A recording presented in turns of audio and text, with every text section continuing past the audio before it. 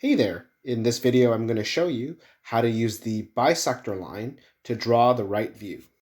And we're back at the stage where we've drawn the front view and the top view, and we're just about to begin the right view. So to draw the bisector, you look at the front view, which is this view over here. And you find the topmost, rightmost corner of that front view. So topmost corner is up here, and rightmost corner is right up here. So this is the topmost, rightmost corner of my front view. Then what you're going to do is you're going to draw very lightly a 45-degree line from this X.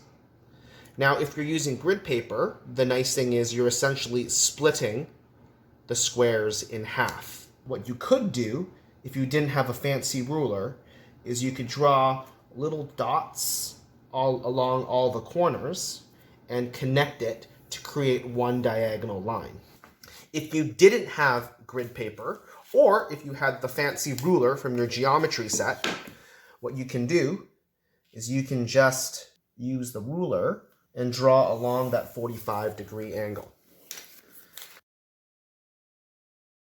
Now, I cannot stress this enough. The bisector only works if it's a 45-degree angle, meaning you've split the squares in half. If you've drawn a line going this way, it's not going to work. Again, your bisector also has to begin at the top leftmost corner of your front view. So if I started my bisector here and I drew a 45-degree line, this isn't going to work.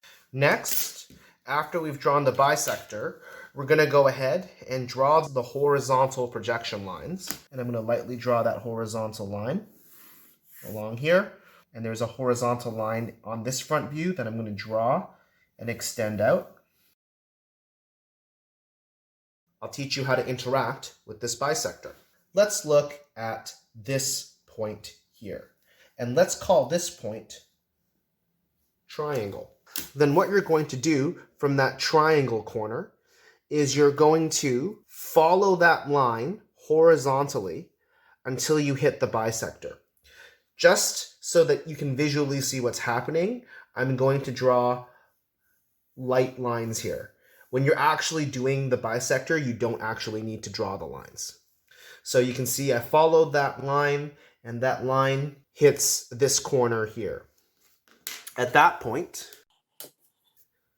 travel downwards,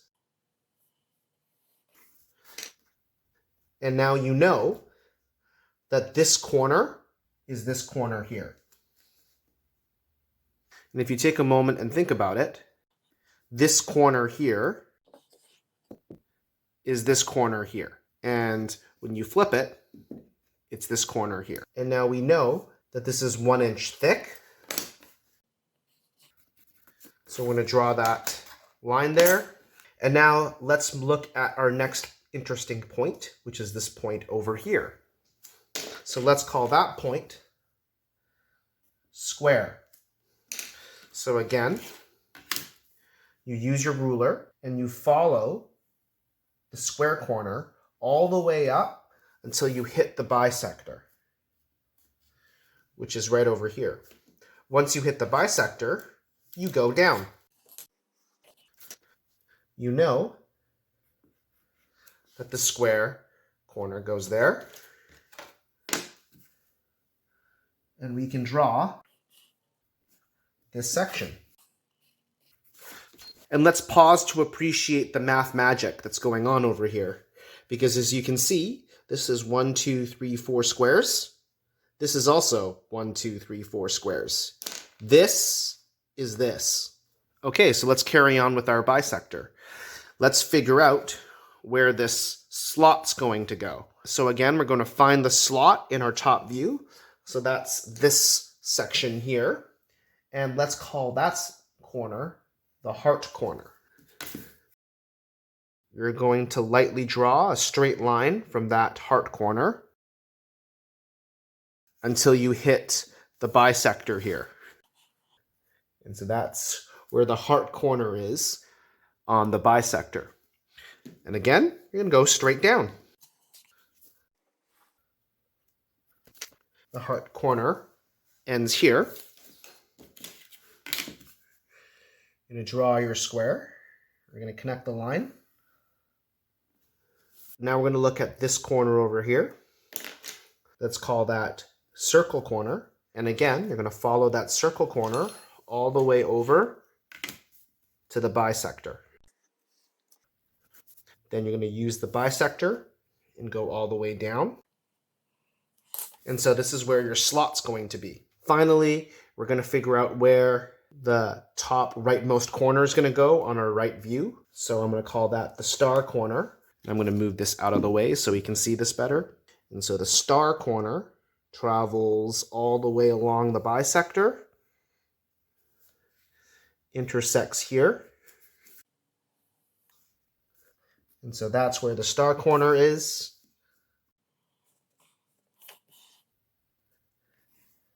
And that's my right view. To figure out the depth of the slot, again, you'd actually have to measure that. That's 1/4 of an inch deep,